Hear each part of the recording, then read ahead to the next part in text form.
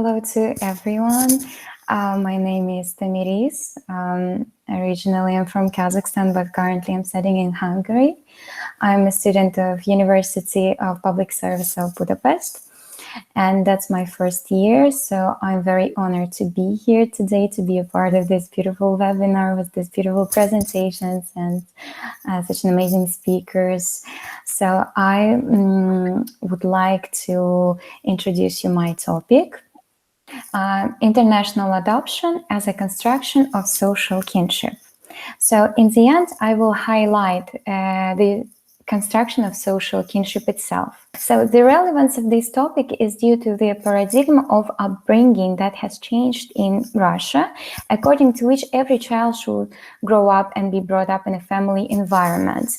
And why I chose Russia? Because Russia, amongst Guatemala and China, in many years, not thanks God, recently this situation has been moved and changed, but for a long time they've been amongst the first countries donors in the international adoption. So if previously the care of orphans and children left without parental care was fully institutionalized, and now the emphasis has shifted to family structure. So in the modern world, we've noticed a lot of change, and that is one of them. In this situation, the relevance of adoption has increased as an effective way to combat social orphanhood, which reached alarming proportions in Russia in the late 20s, early 21st centuries. There was a disappointing situation when the children of parents deprived of parental rights ended up on state support. So disputes about the legality and beneficial impact of the adoption of a child on his socialization and full development in the future do not subside yet. In this case, international adoption is subjected to double criticism. Does the need to satisfy children with the family and parents outweigh all the negative consequences associated with the movement of a child from the usual cultural, historical, and linguistic environment into a completely new and strange and foreign and unfamiliar social environment? So this question is still considering as the very open and disputable still. And there are three lenses through which international adoption and its implications are currently being viewed. There are supporters, opponents, opposition, and the pragmatists. So, supporters of international adoption often criticize the Hague Convention for creating unnecessary red tape when there are thousands of children in need in the world. Supporters consider irregularities in adoption processes to be a negligible percentage of successful adoption. So they're really focusing and highlighting only the successful cases. So it's a good view, it's a good point of view, but at the same time, it's not very practical and not that reasonable. In fact, they share the assertion that adoption is the ultimate action that guarantees the well-being of a child, and that it should be promoted and accelerated globally to ensure and protect the interests of children. Supporters of international adoption will argue that with due control at all levels, in all instances, everything will be transparent and legal. So they're implying that everything depends on governmental tracking of it, and with good control, with good control and proper institutions who would take care of it, everything will be transparent and legal and beneficial for both parties. Other two positions, other two lenses that we can see through at international adoption are the opposition, which often cite cases of the sale and theft, human trafficking theft of children in countries such as Cambodia or India. They emphasize the rights of a family and the economic inequality of countries of origin and adoptive parents. Even some experts, such as E. Capestein, use rather provocative terms, comparing international adoption with the transformation of children into a commodity. Unfortunately, that's also a case, that's also point of view and a reasonable one, but also it goes too radical into one side, like supporters into another side. So opposition also often points out that children considered orphans often have parents or other relatives. Therefore, they cannot be adopted by a strange family. So the third type are pragmatists. They are intermediate in this debate. They are somewhere in the middle. They openly acknowledge the problems in the international adoption process and work analytically to resolve them. So they're contributing a lot to work through these problems. They see adoption not only as a modern reality in the context of globalization, but also as a legal way to create a family. Therefore, the position of the pragmatist is that transparent legal regulation is needed, including recognizing the importance of the convention, the GOG Convention specifically, as the main document that imposes responsibility on the parties and ensures the effectiveness of international adoption remained in the local community. Pragmatists are also exploring barriers to increase domestic adoption in the hope of removing them. They're looking for other options for arranging a child besides institutional ones. So as I mentioned before, with international adoption, we can face many negative consequences, of course, as the beneficial ones, as the positive ones. But pragmatists implying that if the situation in the country domestically would be changed and would be solved and resolved, that'd be better. And only after that, countries parents should consider the international adoption. David Smalling, a law professor in Alabama, disagrees with international adoption fully yet, because himself he became an expert on international adoption after he and his wife adopted 2 girls from India in 1998. And as it turned out later, despite the measures he had taken to ensure the legality, the clearness of all procedures of the adoption process, they were stolen from their mother and their documents are forged. Since then, Professor Smalling has been tirelessly advocating stricter rules for international adoption and is confident that as long as there are no loopholes in this area for such entrepreneurs in human trafficking of all kinds, the practice of international adoption will be a risky undertaking. Simplifying the procedures for international adoption will only further exacerbate the already existing danger for both the child and potential adoptive parents. Pragmatists suggest strategies for developing adequate and effective systems in adoption agencies, in family courts, and immigration offices.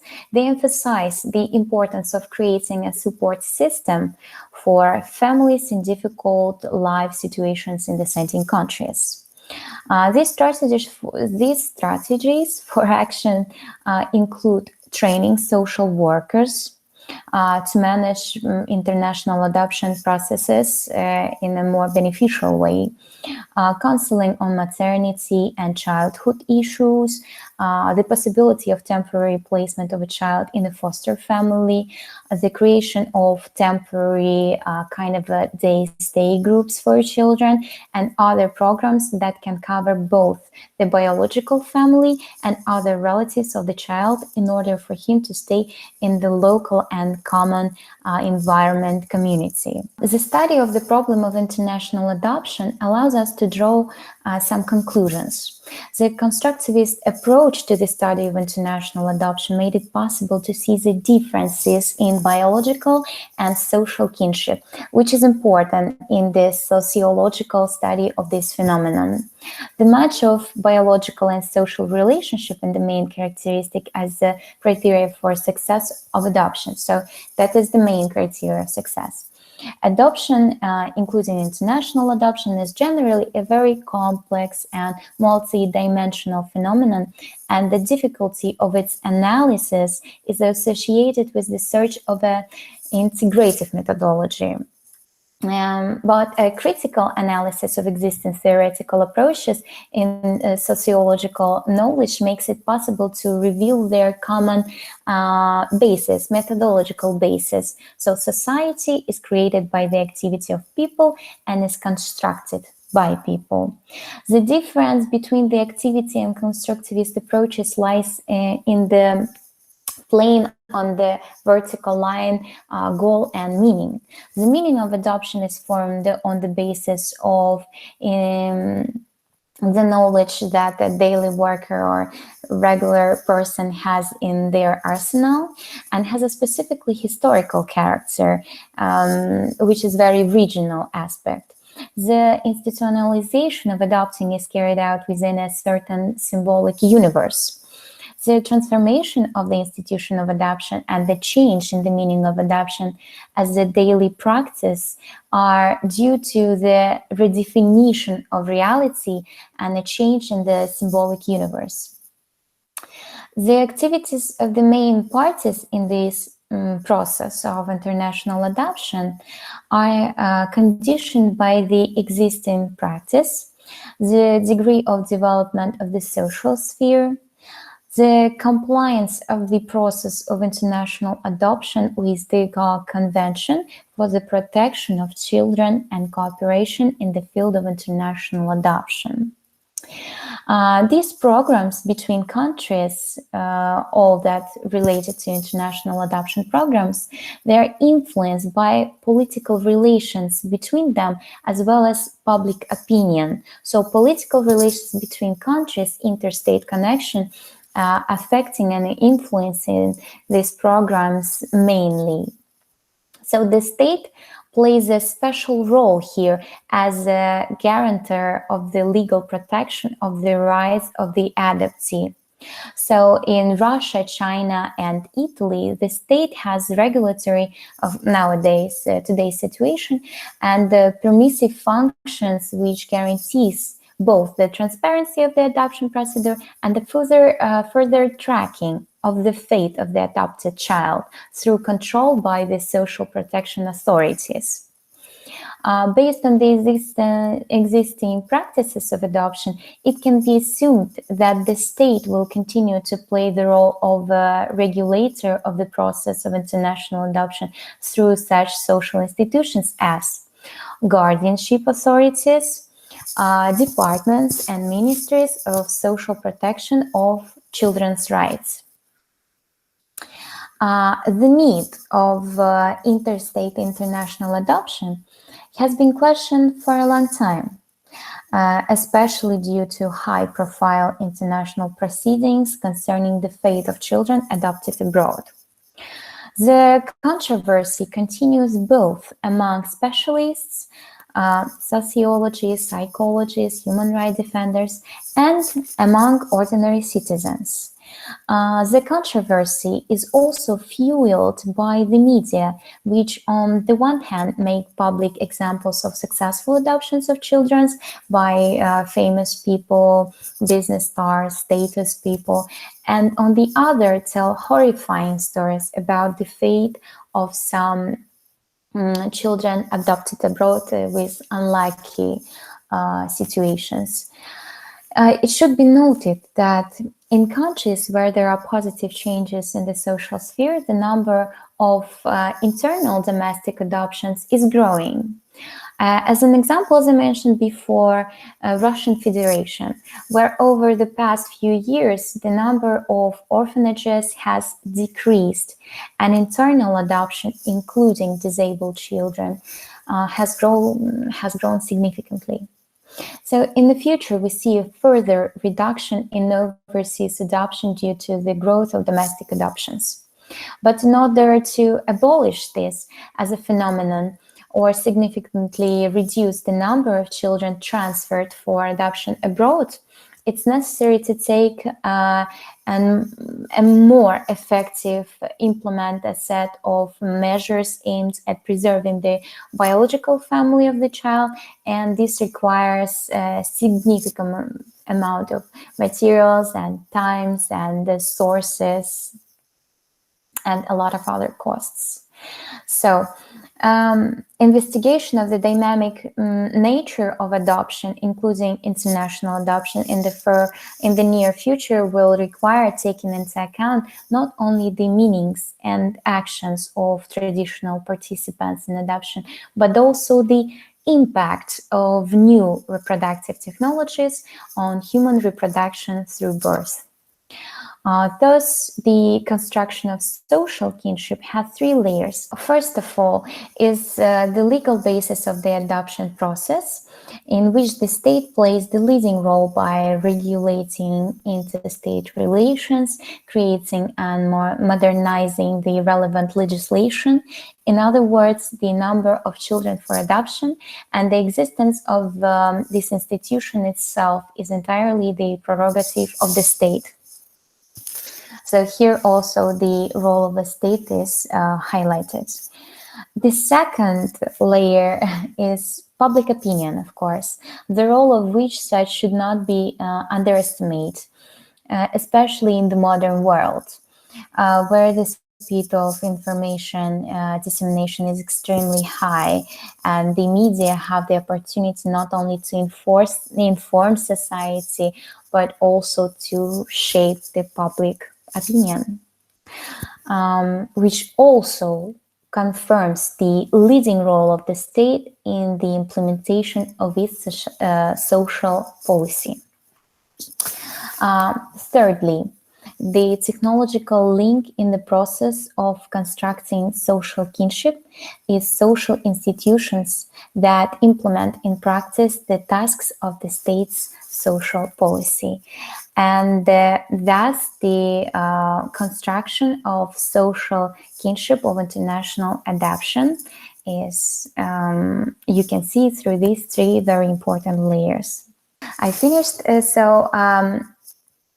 I think, when I was doing this research and reading the sources, analyzing the numbers, for me, in my opinion, I would rather follow the pragmatist suggestions, as I showed before, and to for governments to focus mainly on increasing, improving, giving more advantages to an internal adoption, to eliminate the international human traffic, international black market, and etc. So yes, thank you for your time and attention.